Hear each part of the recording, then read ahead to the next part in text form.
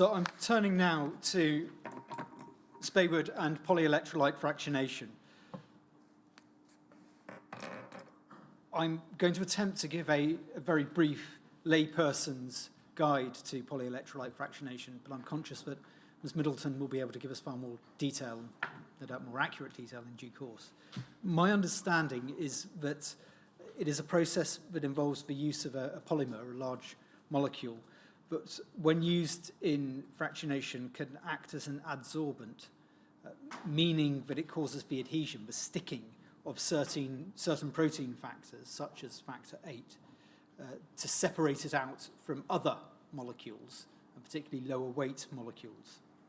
It is a different method of fractionation when compared to the traditional methods based on the work of Cohen and others. There were two potential advantages which are of particular significance to this inquiry, sir. The first is that it could allow for a higher purity of factor 8 to be obtained. And the second is that there was a line of thinking, and we'll see how far that developed, that while factor 8 would adhere to the polyelectrolyte, the lower weight viruses would not, which means that the two could be separated out, so it would work as a form of viral inactivation.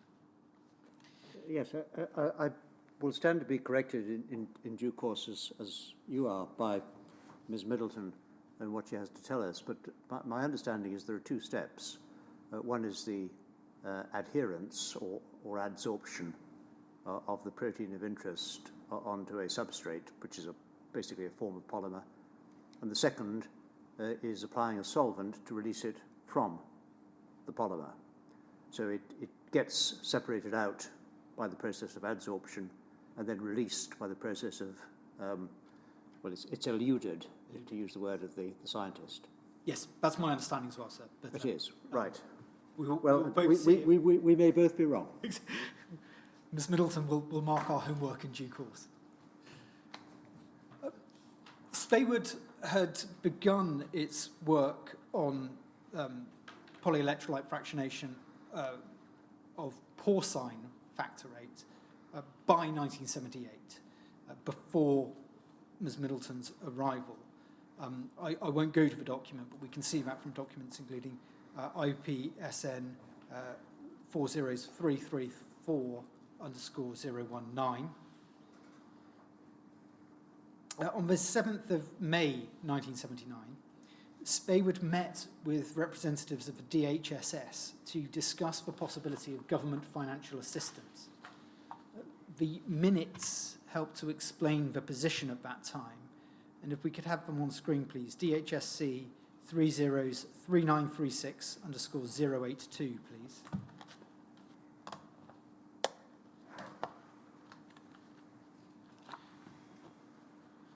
We can see that this is a meeting that was held on the 7th of May. Present were Mr. Heath and Mr. Leese of Speywood, and Mr. Weston and Mr. Buck of the DHSS. The minutes record this: the meeting had been arranged to discuss the possibility of government financial assistance for the company. It talks about its establishment and its specialisation in porcine blood fractionation. The minutes go on to say that the company has 3 projects under consideration. One is, I'm afraid the first word is... To use, I think. To use polyelectrolytes for a new blood fractionation process. The process had been developed and patented by Monsanto, who had licensed it to Speywood in March 1979 because they were concerned about their corporate image in view of possible link between blood products and hepatitis. Palmer Research in North Wales were making the polyelectrolyte under license for Speywood, but further development work was needed on the fractionation process, and this was being undertaken by Dr. Johnson in New York.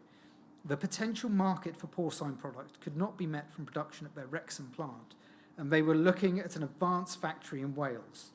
£200,000 to £250,000 of expenditure on sterile areas, etc., was envisaged. About 80 to 90% of a £4 million to £5 million turnover from a factory would be exported. They hoped to occupy the factory in November or December 1979 and be ready for production by April 1980. Human blood fractionation using polyelectrolytes was a more problematic undertaking because of the implications of using human blood for commercial purposes. Speywood envisaged taking out patents and licensing overseas producers and supplying the polyelectrolyte for the NHS to undertake their own fractionation. Dr. Lane of the BPL was working on the fractionation process. Then there are references to the other lines of business that Speywood were pursuing at the time, sets and disposable accessories and blood bags. What the meetings record is that Speywood sought assistance, this is the final paragraph, sorry, Speywood sought assistance specifically with the first project, so that's polyelectrolyte fractionation of both porcine and human factor VIII. This was a new product area with considerable commercial potential, but the company would have to proceed slowly and cautiously unless government support was available.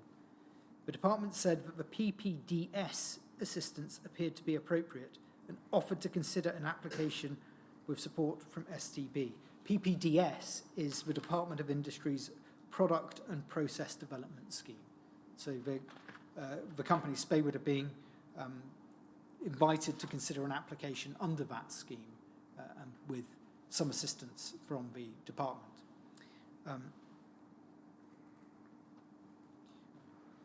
I will leave that document there, sir. An application was made to the scheme on the 12th of October 1979. Can we have, please, on the screen, Shumic IPSN 40165_077. You can see there, sir, the application title page, a PPDS application by Speywood. On page 3, please, Shumic. You can see the date, 12th of October 1979. And if we could turn, please, Shumic, to page 5. This application gives us a picture of what Speywood was doing at that time and what it intended to do as of October 1979 while seeking a degree of financial assistance from the government to do it. Under the heading Introduction, for over 2 years, Speywood Laboratories Limited has been researching into the fractionation and purification of animal, porcine, and human blood fractions using polyelectrolytes. The initial work, which has concentrated on factor VIII, has been very successful. Moreover, the laboratory results show that polyelectrolytes can be used for a total blood fractionation process, producing purer fractions with better yields at lower capital and labour costs than can be obtained with the traditional Cohen process. This discovery could have a significant impact on the Department of Health's plasma fractionation costs. It will generate substantial foreign exchange earnings from exports and licence fees, and it will increase employment. This introduction explains the process and programs required to turn a laboratory discovery into commercially producible licensed products. If we could go over to the next page, please, Shumic. This is under the heading, the process. I won't go through every word, but you can see the different stages involved. The first is production research, the second is small-scale production, and the third is pilot plant production. We could go to the paragraph that follows. It goes on to say, because of the size of the company, its personnel, laboratory equipment and research facilities, much of the work in stage 1 is either subcontracted to outside laboratories or is carried out by Speywood staff in outside laboratories. 2 laboratories are of particular importance to us. Dr. Alan Johnson's laboratory in New York. Dr. Johnson was the first man to realise the possible potential of polyelectrolyte fractionation. And Dr. Jean-Pierre Alain's hemostasis and coagulation laboratory at the CNTS in Paris. And you will recall, sir, there was a reference that we looked at before the break to getting some data from Jean-Pierre, that is Jean-Pierre Alain. Other laboratories where specific parts of the work will probably be carried out include Dr. Richard Lane's laboratory at the Lister Institute, Professor Arthur Bloom's laboratory in Cardiff, and Dr. Preston's laboratory in Sheffield. Proposed programmes of work with these various laboratories are outlined in Appendix B. At stage 2, that's for small-scale production, all the work is drawn together at Speywood. So we can see there, sir, the plan is to use external laboratories as part of the research stage before bringing things back to Speywood once you get to scale matters up to production. The programme, section 2, the company's intention is to develop the existing polyelectrolyte fractionation process to a point where the company can produce itself a range of animal fractions and can license others to produce human fractions. The fractions envisaged and their stages of development are as follows. If we could turn over, please, to the next page. I won't go through all of these, sir, but the point is that although factor 8c is the first of the fractions mentioned, there is an intention or a hope that the process can also be used to produce other products, fibrinogen, albumin, animal globulins, etc. I won't go through the detailed plan as to how that might be achieved. If we could turn, please, to page 10, Shumik. This is entitled Capital Investment, and it talks about the figures that are going to be involved. I won't take you to each one of them, sir, but the document reveals that the anticipated capital costs are £298,000 to June 1980,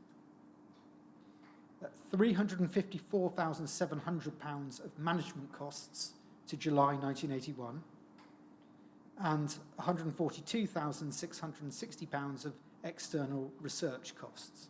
There are also further costs for clinical trial and licensing stages. So we can see, sir, that these are considerable sums of money. That was the application, sir. It was discussed within the DHSS. I'm not going to take you to all of the documentation about those discussions, but there is one helpful summary at DHSC 303936_049, please, Shumik. This is a memorandum on the 30th of October 1979 from D. Weston, copied to colleagues within the DHSS, about the application. It's sent to Dr. Walford. Looking at the second, picking it up from the second paragraph, this refers back to some of the other correspondence that has been going on in the DHSS at that time. Dr. Waiter's earlier comments and those received from Dr. Winterskill and Mr. Slogham suggest that DHSS should support the application on medical/technical grounds, and there are also sound commercial reasons which hinge on the prospects for import substitution and export earnings. The main problem was, and still is, that the project is extremely ambitious for a relatively small company with limited financial and technological resources, and with the first application, it seemed that neither the company nor the project could be regarded as being financially viable. Some of the earlier doubts about supplementary sources of funding have been lifted a little, and it is possible that once a body makes a firm offer, others may follow suit. But the fact remains that this is a project not far short of £1 million in value, and even with grants and loans which may be expected to amount to something in excess of £500,000, the company will be hard-pressed to fund the operation, even allowing for the substantial sales it expects to obtain. Cash flow problems are likely to loom larger in view of the level of expenditure expected, especially during the first 9 months of the project. I have discussed the application for funds with the Department of Industry, and they are prepared to consider a case for financial assistance. Under the PPDS, this may take the form of a cash grant of up to 25% of approved project costs, but if we consider the development to be of outstanding significance and importance, 50% funding with provision for a return on sales might be recommended. I will leave that document there, sir.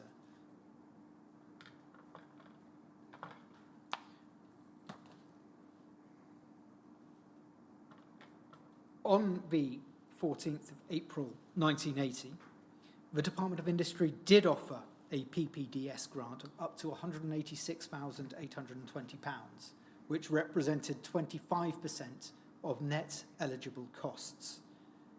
So, as we have seen from Mr. Weston's memorandum, that is approval for the application, but at the 25% level rather than the 50% level, which could have been given for a development of outstanding significance and importance.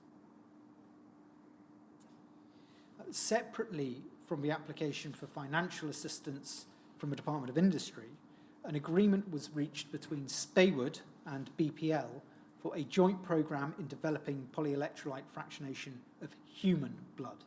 Important to stress that this is human rather than porcine. Could we have, please, Shumik on screen, BPLL 001 6008 _ 151.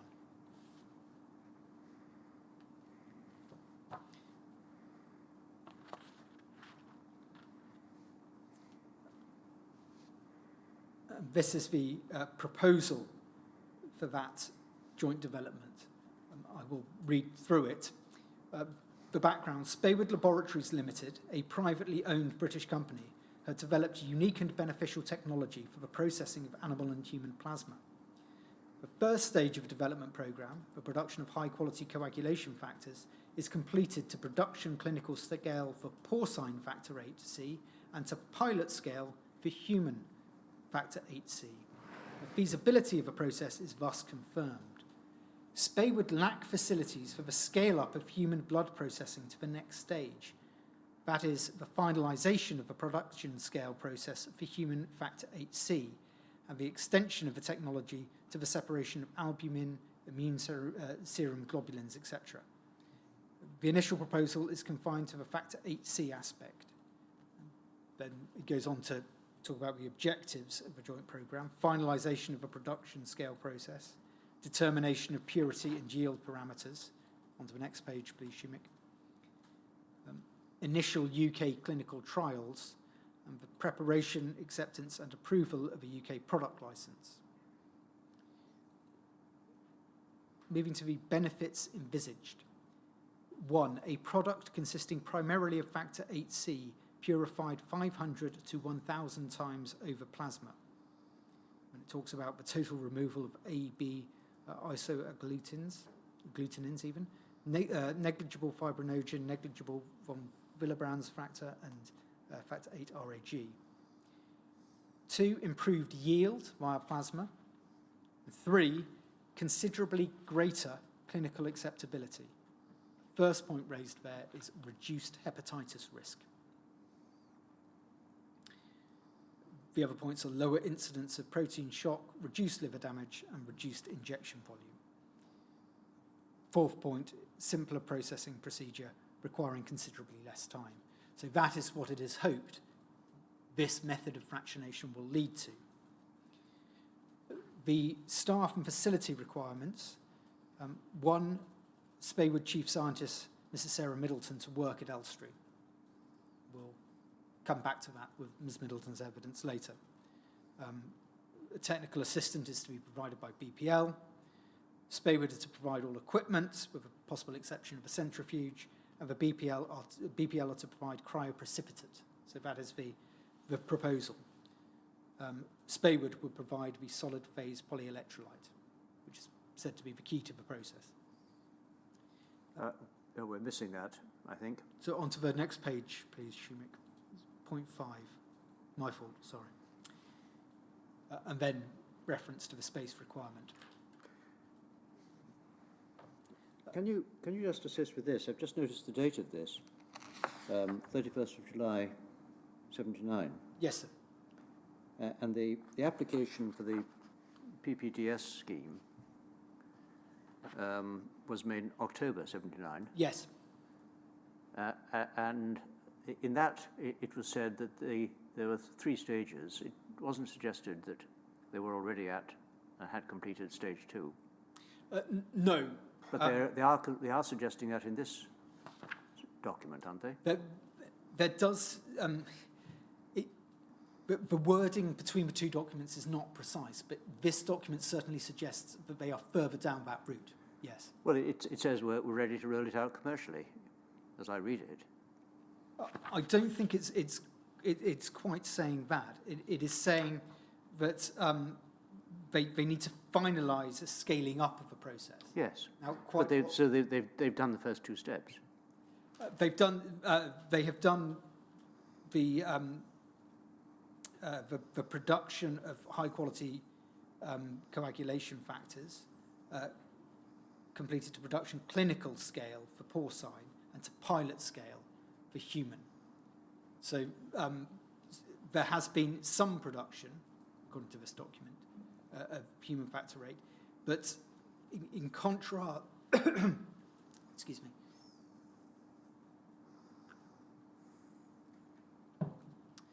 In contrast to the document that is to come, which says that there will be Speywood will bring into house future production, this proposal is actually saying that Speywood don't have the facilities to do it, and hence that has to be done with the assistance of BPL.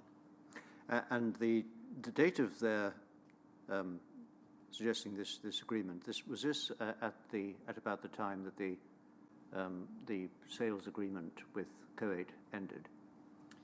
The sales agreement with Co8 ends a little later, at the end of 1979. Yes, so it's 79. Yes.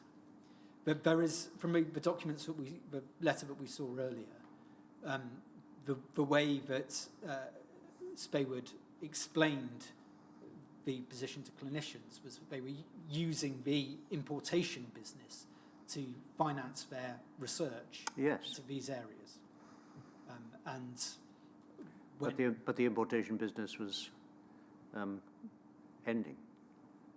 The agreement with Qatar was ending, and there was then an attempt. I see. So the importation business is separate, the one where they secure it from the intermediary. Yes. So it looked at from the outside, there would continue to be an importation process which would allow for sales, which would allow for money to keep coming into the company, which could then fund the research that they were undertaking. As we will see in due course, when that supply of money ceases, there is a need to find funding from elsewhere. That's when we get onto the National Enterprise Board and Prutec. I won't go through the commercial arrangements at heading E, but they are there, should they be of relevance later. But there is this should be remembered is the proposal. The agreement, which I won't take you through, is BPLL 0016007_013.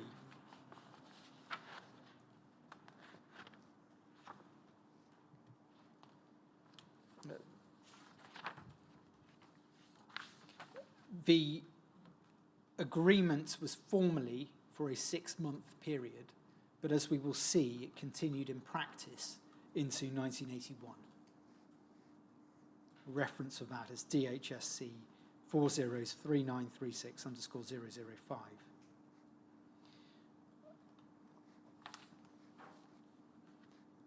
Jumping forward about 9 months to 1 year, we have some optimistic predictions of the future, which come from Mr. Heath.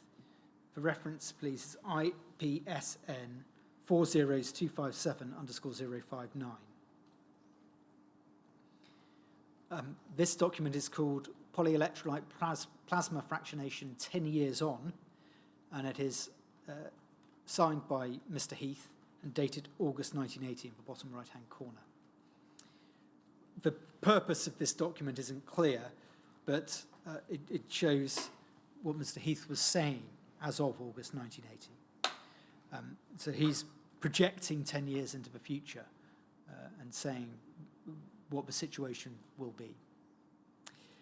By 1990, the Cohen and cryoprecipitate fraction techniques will have been replaced by polyelectrolyte ion exchange process.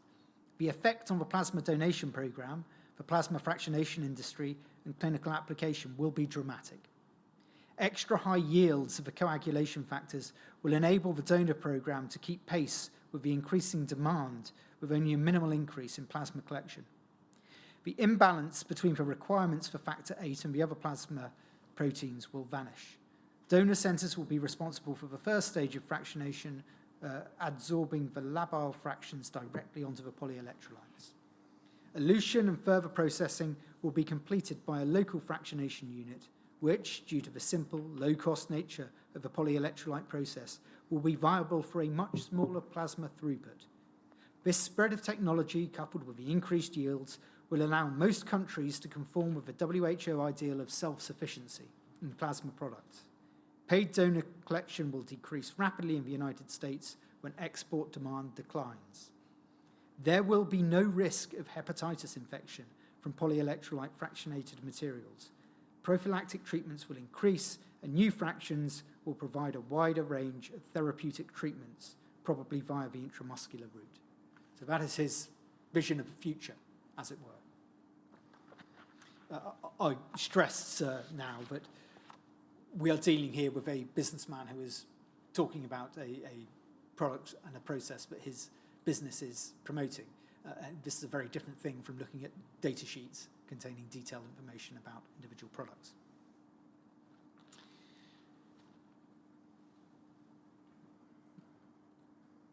I will trace through in some documents the development of polyelectrolyte fractionation, a topic that we will return to with Ms. Middleton later. Some of the documents can helpfully be introduced now. By November 1980, Dr. Edward Tuddenham at the Royal Free had begun work on a clinical sample of human and porcine factor VIII provided as a result of the BPL Speywood Monsanto collaboration. References are BPLL 0016008 _125 and IPSN 40156 _034. At some point in 1981, he gave a lecture in Toronto on his initial laboratory results. It's a document that Ms. Richards took Professor Tuddenham to when he gave his evidence in October last year. I won't go through it all, but I will just bring it up and refer to certain sections of it. IPSN 40156 _101, please.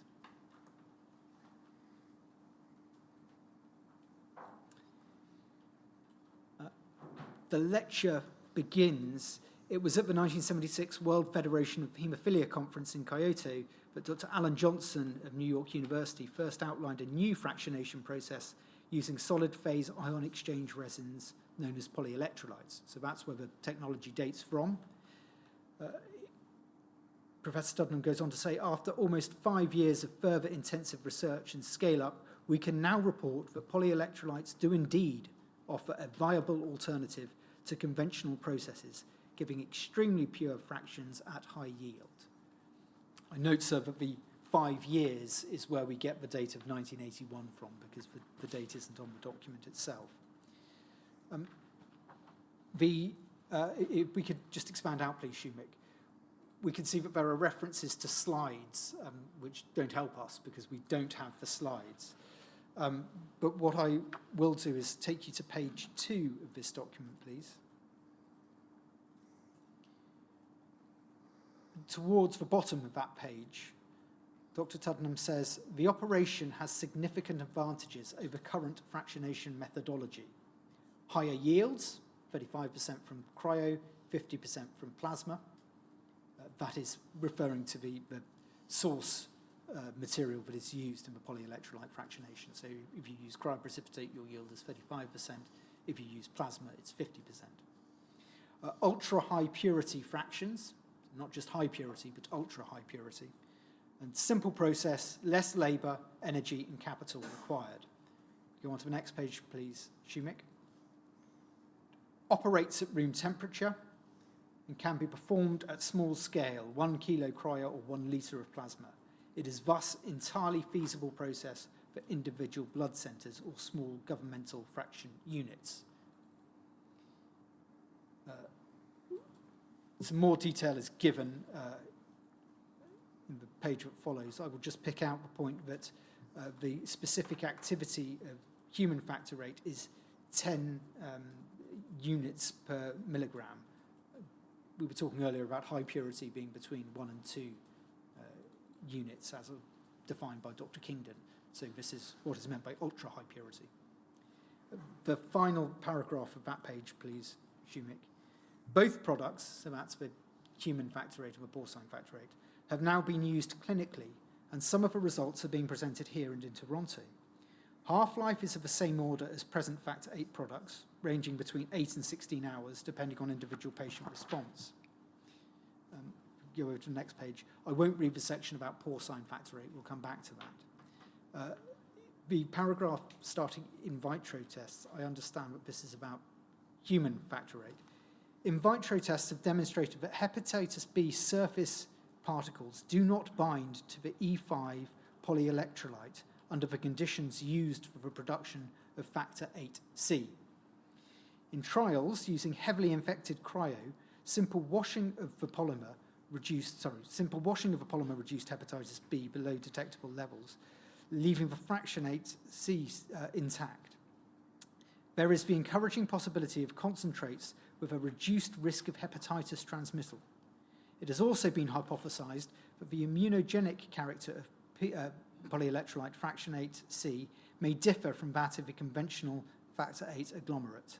Antibody response may be changed. Only further clinical experience will prove or disprove the latter points, but despite this, we feel that a high purity factor 8 concentrate at a yield significantly above the conventional offers excellent prospects for the treatment of haemophilia in the 1980s. So an optimistic assessment, but as that final paragraph shows, the need for clinical experience being required to test whether or not these laboratory results will be replicated. Dr. Tuddenham was also the lead author on a paper considering response of patients to infusions of polyelectrolyte factor 8. Ms. Middleton was the co-author, and so I will ask her about that in due course. And there is a further paper from October 1983 from Ms. Middleton on the clearance of hepatitis B surface antigen during polyelectrolyte fractionation. And again, I will ask her about that in due course.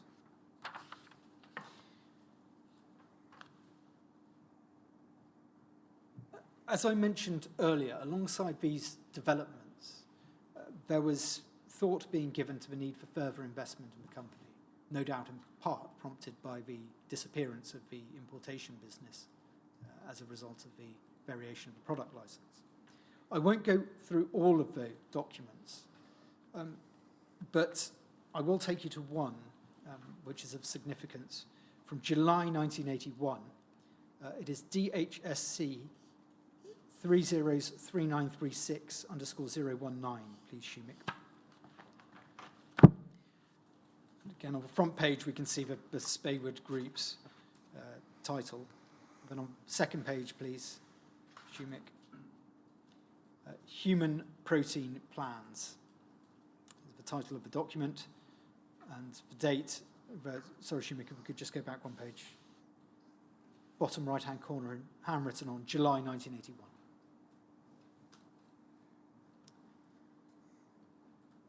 And if we could turn, please, to the third page electronically of the document.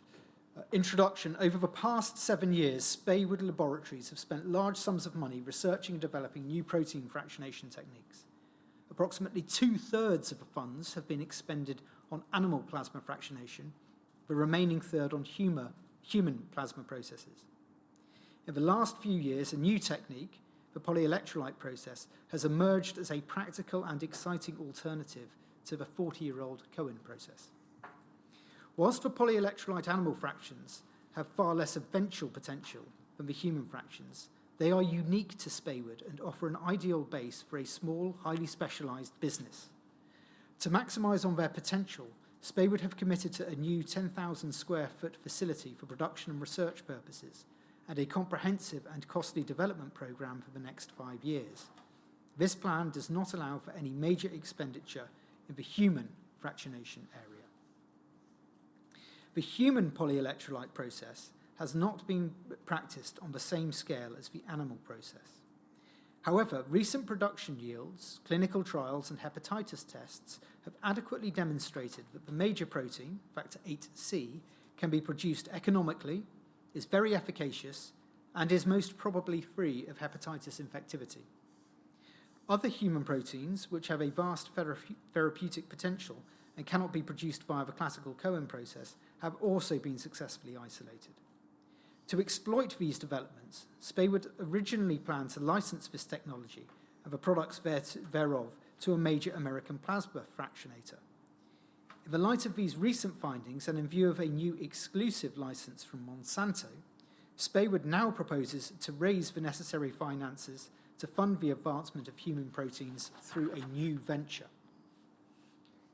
Go over to page 2, please, Shumik. We can see the outline plan for that new venture, which is to form a new division, adequately financed, to undertake the following. 1. The establishment of a new manufacturing unit for the production of human biologicals using polyelectrolyte fractionation technology and continuous centrifugal electrophoresis. 2. A research and development program aimed at providing further therapeutic proteins from plasma and servicing the development of fractionation/purification skills. 3. An external research and development program designed to investigate the viability of producing therapeutically proven proteins via the recombinant DNA route. This highly specialized company will have a base of products from the outset. It should become one of the leading protein fractionation companies in Europe with unique technology that can be applied to natural or synthesized product separation. The research and development plan is intended to provide a second generation of products which do not rely on the finite source, plasma. Financial support. £4 to £5 million will be required to fund MBL through the first 4 years. That's for Molecular Biology Limited, which is the proposed name of a new company. The National Enterprise Board, Prutech, and Celltech, that's an American firm, and we'll come back to their role later, are evaluating Speywood's proposal with a view to providing this requirement in the form of equity and loans. Turning to page 3, I won't read through all of this, but we can see that the manufacturing unit is proposed for Wrexham, and by the end of the year it's proposed that this will employ 61 people. The section headed raw materials, we look at the second paragraph of that. A supply of cryoprecipitate has been arranged direct with a United States plasma collection company on a long-term contract. Each shipment will have full donor information, and the plasmapheresis centres will be open to inspection by the UK Medicine Inspectorate. So this, just so that we're clear, it's not about importing finished factor VIII product, but the raw material that will be used in polyelectrolyte fractionation. If we go over to page 4, please. The products. Factor 8C for the treatment of haemophilia A, 20 times purer than any competitive product, substantially free of hepatitis, various other claims made, including a greater yield than conventional factor VIII. And then he goes through the other products that is intended to produce a von Willebrand's factor, fibronectin, and fibrinogen. And then it says the factor 8C and von Willebrand's factor are fully developed products. The fibronectin and fibrinogen still require considerable development efforts to scale up to commercial production scale.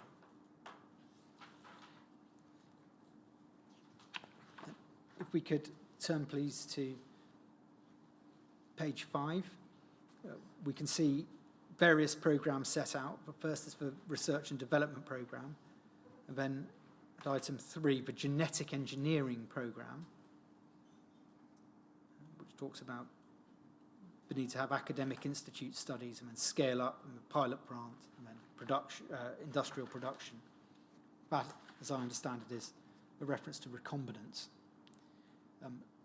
And on page 6, you can see the academic institute studies that have been instigated by that stage. So there's a team in Oxford and a group at the Royal Free Hospital and the Hallamshire Hospital.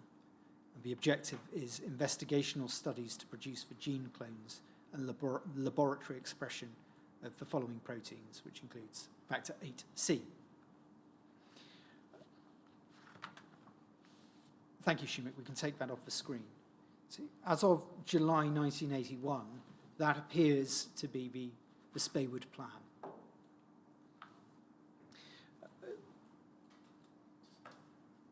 This plan seems to have prompted considerable concern at BPL, who at that stage were still collaborating with Speywood on their work.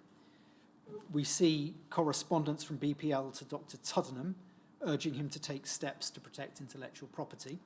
I won't take you to those letters, sir, but they're at BPLL 0016008_075 and the same stem _066. There are minutes from a meeting on the 12th of July 1981 between BPL, the DHS and Speywood concerning the ongoing collaboration and the future of the collaboration. That is at DHSC 303936_005. There's a need there to formalise whatever arrangements are going forward, and it is revealed at that meeting that BPL had entered its own talks with Monsanto, which created a further layer of complexity and tension. Those minutes also record that a lead time of 3 years is estimated for a product license. I am going to take you to 2 documents, though, which show the nature of BPL's concerns and the terms in which it is expressed. Could we have, please, BPLL 0016008_068, please, Shumik? This is a letter from Dr. Lane to Dr. Walford. It's dated the 17th of August 1981. And from the context of the letter, we can tell that Dr. Lane is referring back to the human protein plans document that we have just looked at.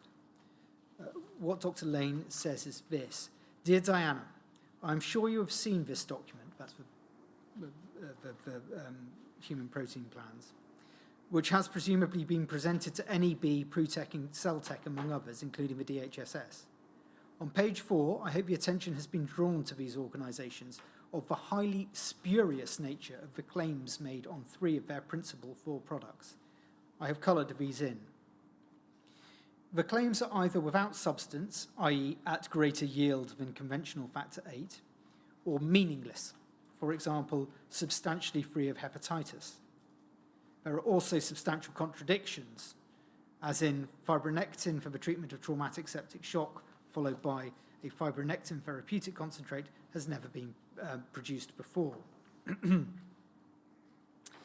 I am well aware of Speywood's enormous needs to generate funds for their operation, but I would be disturbed if financial backers in this country were so ill advised that they could not see some defects in the claims that are being made in this document. I would be pleased to have your comments. Our experience of polyelectrolytes indicates that its development has not reached the point set out in the attached document and is not appropriate for onward process of the fresh plasma into immunoglobulin, albumin, and other fractions which are needed to make the overall economies. Dr. Walford's reply is at BPLL 0016008_064. I won't take you to it, sir. Suffice to say that Dr. Walford thinks that those involved in potentially backing this project have got sufficient information and sufficient expertise to be able to form their own judgments. But she acknowledges Dr. Lane's concerns. One further document, BPLL 0016008 065, please, Shumik.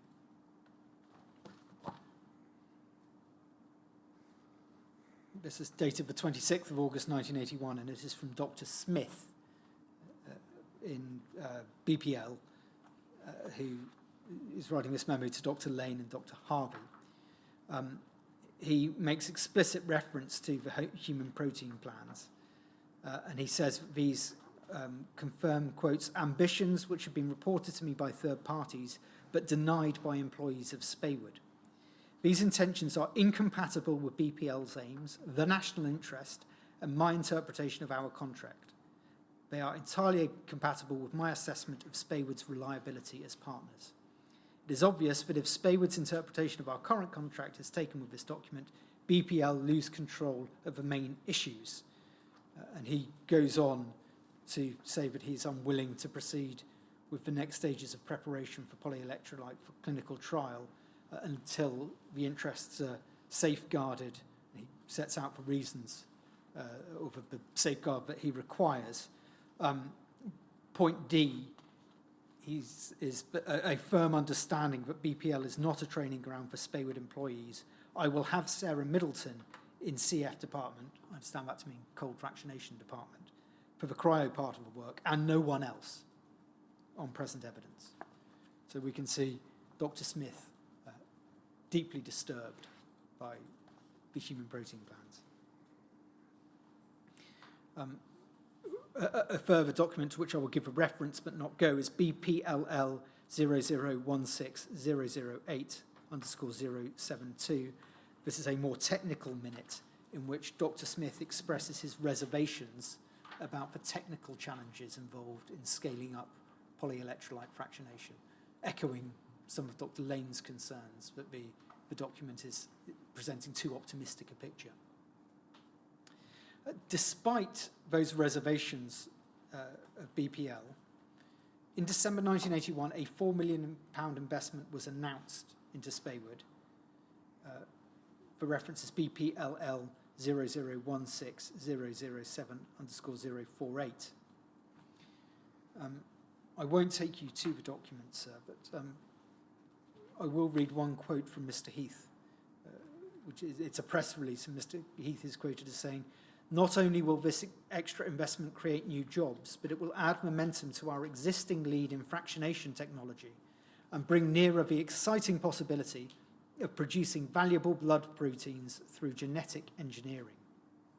If this becomes reality, as I have every confidence it will, then by the year 2001, we may never need to collect plasma from donors again."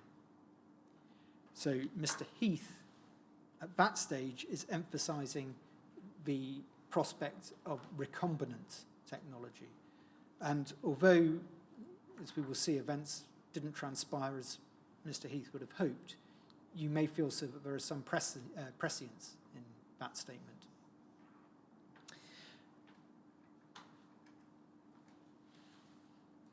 In the same month in which the £4 million investment was announced, and as we know that's from Prutech and the National Enterprise Board, the cooperation between Speywood and BPL effectively ended. For reference is BPLL 0016-008_053. And although there is some contact going forward, there is an end to the previous arrangements that have been made between Speywood and BPL.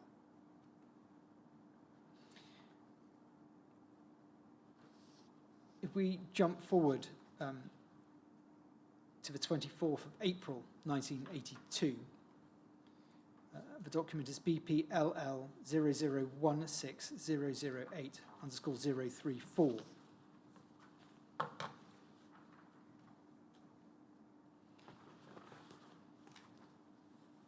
We can see that this is a minute from Dr. Smith to Dr. Lane, an internal minute from BPL, concerning a Speywood meeting at Uberlingen on the 24th of April 1982. Dr. Smith says that the meeting seemed to be designed to present the merits of porcine factor VIII to influential German clinicians and to associate the PE technology for porcine factor VIII with the projected production of human factor rate. The first page concerns the porcine product. I'm going to take us to the second page, if I may. I won't go through everything that was said, but it is perhaps captured by the third paragraph down.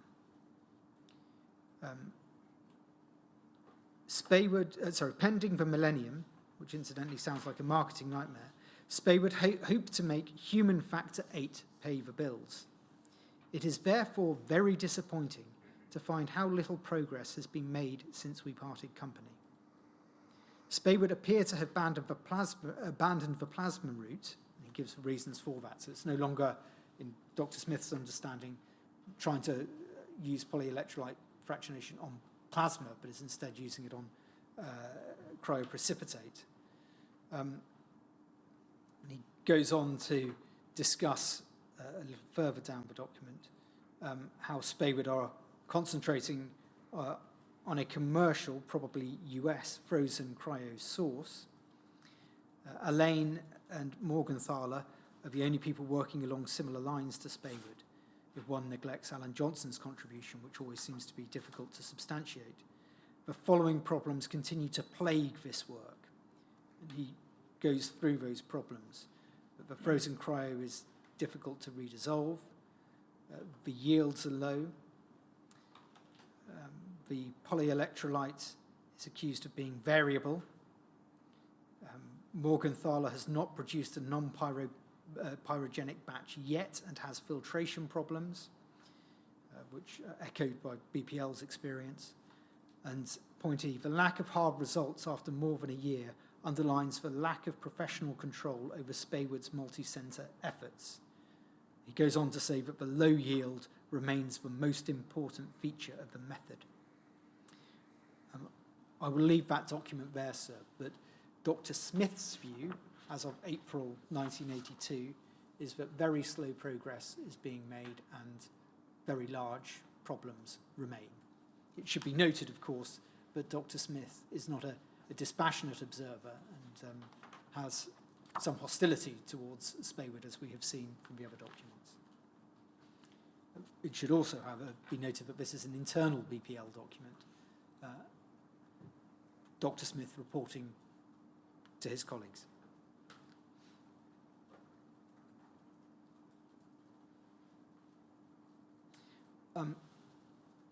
I won't take you to these documents, but correspondence from Mr. Heath in May 1982 confirms the impression of progress being slower than anticipated.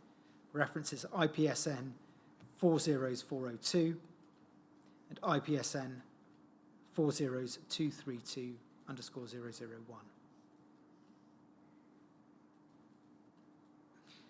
Studies were ongoing to demonstrate that the product was, quotes, free from hepatitis infectivity, but these were in vitro studies, so in the laboratory.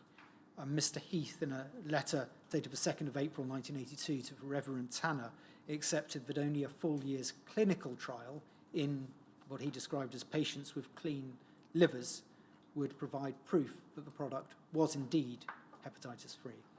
The reference is IPSN 40252 _001. There's some evidence that a research project was being designed by Dr. Howard Thomas of the Royal Free at this time. Could we go, please, Shumik, to IPSN 40249? This is a letter sent by Mr. Heath, dated the 7th of July 1982, to the British Technology Group, which, as I understand it, is what the National Enterprise Board have been absorbed into. So it's to one of the financial backers and indeed equity holders of Speywood. And if we look at the third paragraph down,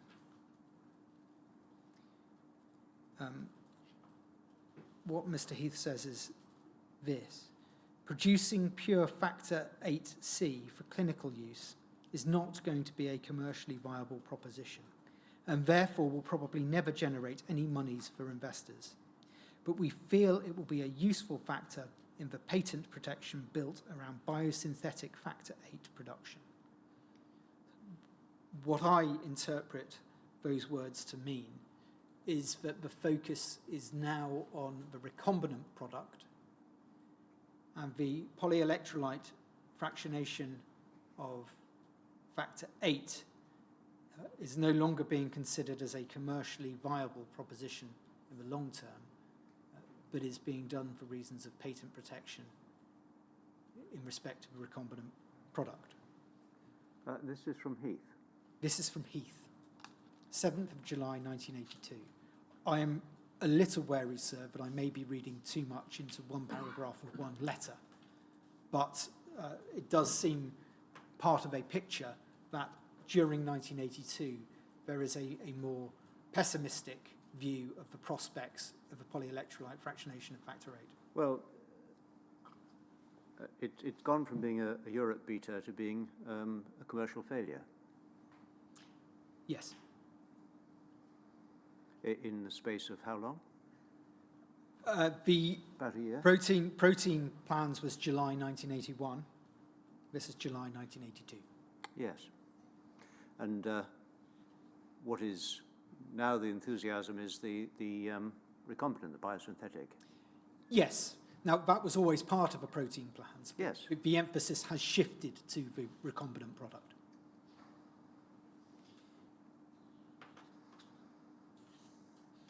There was an application made for a clinical trial certificate for the factor VIII product produced as a result of polyelectrolyte fractionation. That product is now known by the name of Mono-C. It's not entirely clear when that trial certificate was applied for, but there is a report on the second quarter of 1982 made by Mr. Heath, which says that a submission had been made at that stage. That's IPSN 40232_001. And we have other documents to indicate that the trial was intended to be established at Lord Mayor Treloar School and at the Royal Free. IPSN 40398 for those.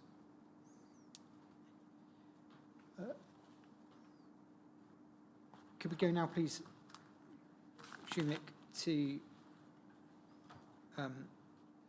IPSN 40230.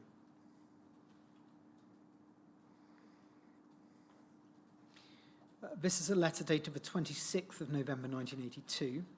It is from Mr. Heath, and it is to Mr. Seymour, who has been appointed as the chair. If we could, sorry, Shumik, if we could just take that off the screen, please. So, or could we just go down a little further, please, Shumik? Thank you. Yeah, we'll take it off the screen. So I note that there was an address that was left on that document, which should not have been left on that document. I see. And I will ask in due course for a restriction order to be made. Yes. Well, no one should reveal any details which have come from looking at that letter online. I'm grateful, sir. Thank you. I will read from the letter rather than Please. show it as a result of that. The context of this letter, I'm afraid I cannot fathom. But the relevant section for the current purposes is this. It refers to concerns that Mr. Seymour either has or has reported about how some form of conversation between somebody representing Speywood and somebody representing the DHSS may have jeopardised their Speywood's prospects in the licensing process, but we can't really work out what that conversation was. But this is a letter from Mr. Heath reassuring Mr. Seymour that that's not the case. And he has Mr. Heath has spoken to Dr. Keith Fowler of the DHSS. And Mr. Heath reports that Dr. Fowler concluded our conversation by assuring me that the Mono 8C application, which was on his desk, would go on the fast track as soon as the Alpha Cryo application was received. I pause there to say this I take to be a reference to the clinical trial application. So by the 26th of November 1982, that application was on Dr. Thomas's desk, but he was awaiting what is described as the alpha cryo application. And I understand that to be a further application that the cryoprecipitate from alpha be allowed into the country so that it can be used as the raw material for the production of the mono C polyelectrolyte fractionated factor VIII. Thank you. I add this now for future reference. However, he also added that we were doing entirely the right thing to go for a full product license for Hy8C. That's the porcine product. Yes. So clinical trial for the human product, full product license for the porcine product.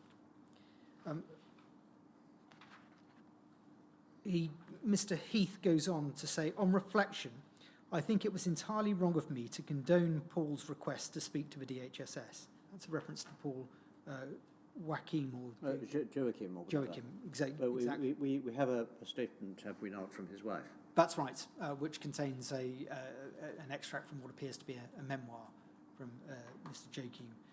He was a director of Speywood, and he was on the board at the behest of the British Technology Group. I feel that the Medicines Inspectorate in particular are anxious to be truly independent of any outside pressures, either governmental or business-wise. If anything, Speywood will get a hard ride because the BTG owns 25% equity. I will leave that document there, sir.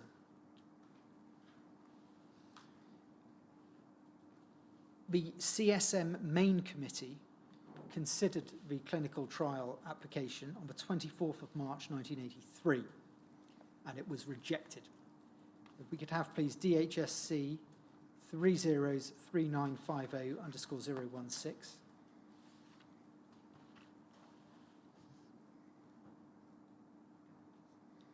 We can see that this is the minutes of the main committee of the Committee on the Safety of Medicines. It is dated the 24th of March 1983. So some 4 or 5 months after the previous correspondence. The advice that the main committee gave was, on the evidence before them, the committee had reasons to think that on grounds relating to safety and quality, they would be unable to advise the grant of a clinical trial certificate for preparation and directed the Secretary to notify the applicant in accordance with the Act of that product, as we can see, is mono 8C. So a rejection of a clinical trial certificate. The reasons are given. I won't go through them all. The first 6 relate to the use of bulk cryoprecipitate, which is obtained, as we can see, from Alpha Therapeutics. The following 5 reasons relate to the technical details of the product, mono 8C. Remarks on page 2, please, Cermic. By product license stage, 1, evidence should be provided to show that the manufacturing process yields a consistent product.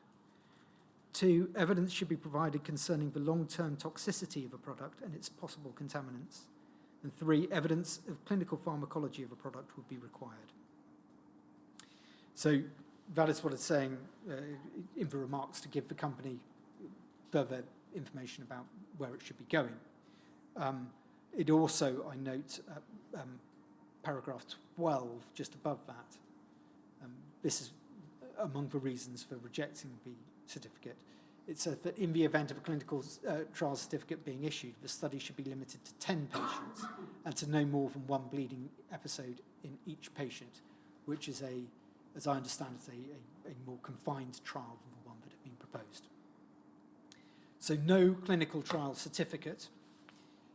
There was a meeting on the 2nd of June 1983 between the DHSS and representatives of Speywood.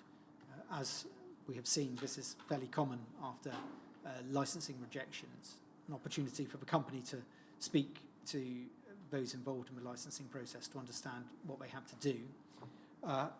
It is a meeting that was attended by Ms. Middleton, and as a result, I will come back to that later in the evidence. It's not clear from the documents that I have seen whether a further application for a clinical trial certificate was made or whether a clinical trial certificate was ever granted. Something we will pick up with Ms. Middleton. But I note that we are getting towards the end of her time with the company as well, so we're not sure how far we'll be able to take that. In 1983, Speywood underwent a significant change of direction. By April of that year, Mr. Heath had become the non-executive deputy chairman. Mr. Williams had lost his seat on the board. IPSN 40260_024. Mr. Heath resigned from Speywood in September 1983. Reference of that is IPSN 40442_042. There was a significant change in business plan. If we could have, please, CIMIC IPSN 5021. See, this is a corporate plan for 1983 to 1985. It is produced by Mr. Seymour, who is the new chairman. He may also be chairman and managing director. I'm afraid I'm not entirely sure of all of his titles. It is dated the 19th of April, 1983. And if we could turn over, please, to the next page. It sets out the original plan of the company, and then in the second paragraph, some fairly harsh words, and I quote, "The majority of the board now recognise that the original plans were unrealistic and that the rate of sales growth projected was unattainable whilst the resources required to establish production, technical support and marketing were underestimated. In 1982, management priorities were poorly selected, with funds being diverted to prestige projects, whilst inadequate attention was devoted to the necessities of technical support data for product licenses, essential product, plant and facilities. During the first quarter of 1983, priority has been given to correcting the matters indicated above. A reappraisal has also been undertaken to ascertain whether the original plan for Speywood is still viable, but on an extended timetable, or whether the company must change its direction and concept in order to ensure future profitability. There is little doubt that with standard management practice, a radical improvement can be achieved, so that a loss in 1982 approaching £1.5 million need not reoccur."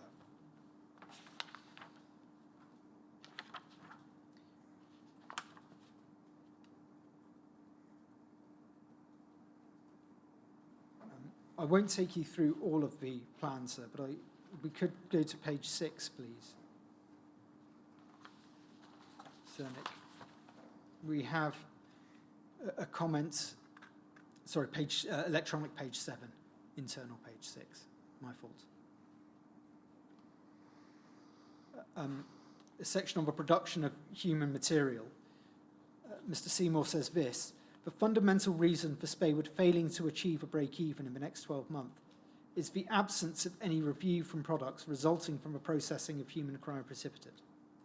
Such products are considered to be uneconomical due to a high price of imported cryoprecipitate and impracticable due to the inevitable licensing problems that would arise in employing USA plasma raw materials and their association with viral diseases. Experience to date has also indicated that the factor rate content of this material and the yield achieved after processing is so variable that no reliable commercial forecasts are possible." In short, a commercially unviable proposition.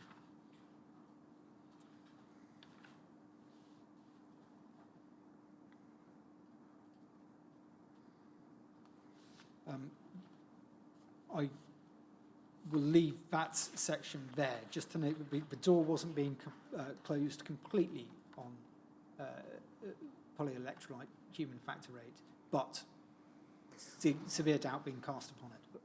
Well, it goes on to make observations, doesn't it, at the bottom of the page? Yes, I'll read through if that would help, sir. Which suggests well, it might be possible to do it, but not the way we were trying. Yes, yes. If we go over to the next page as well, please, Shumik. It talks about some of the possibilities considered, including a contract processing human plasma or cryoprecipitate from third parties, but that also appeared to be uneconomical. It notes the DHSS's concern about the risk of AIDS, and they are now no longer prepared to permit a multifunction plant.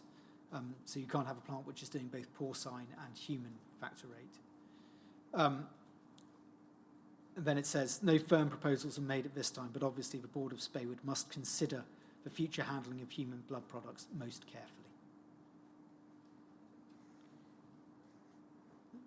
So the door isn't shut, but nor is there much optimism.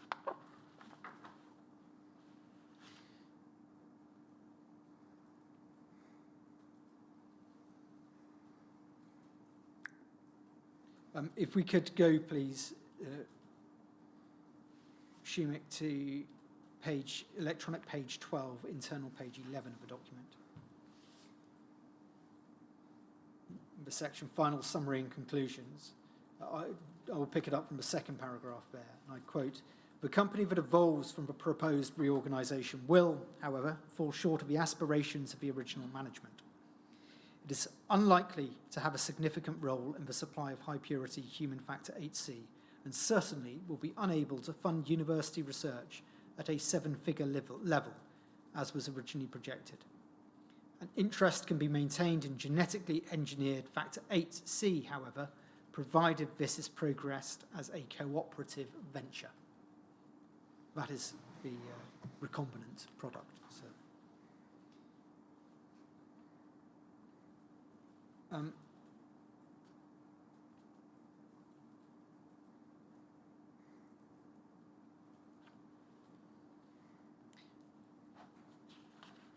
I will come back to the recombinant product after lunch, but I will just say this now. So there is a dispute that then generates between the original management of the company, Mr. Heath and Mr. Williams, and those who are now in control, Mr. Seymour and his colleagues.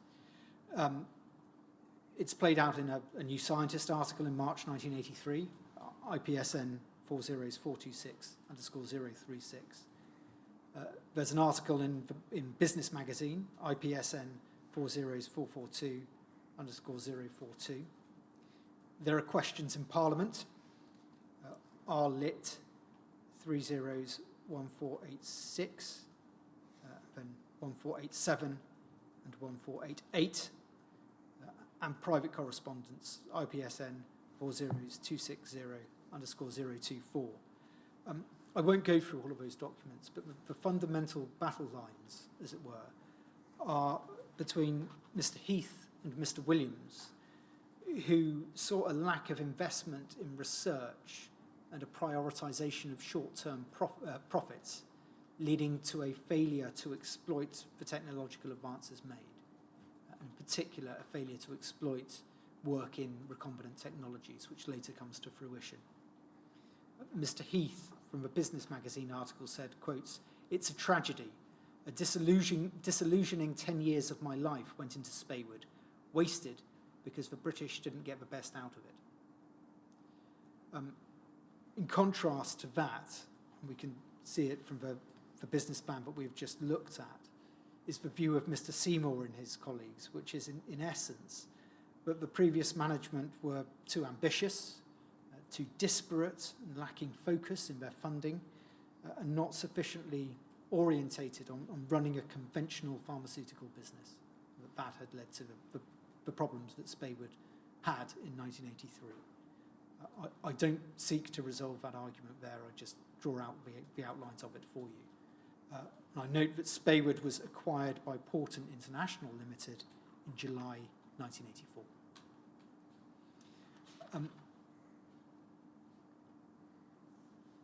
I will come back, sir, to recombinance and porcine factor rate after lunch, and we will also hear from Ms. Middleton then.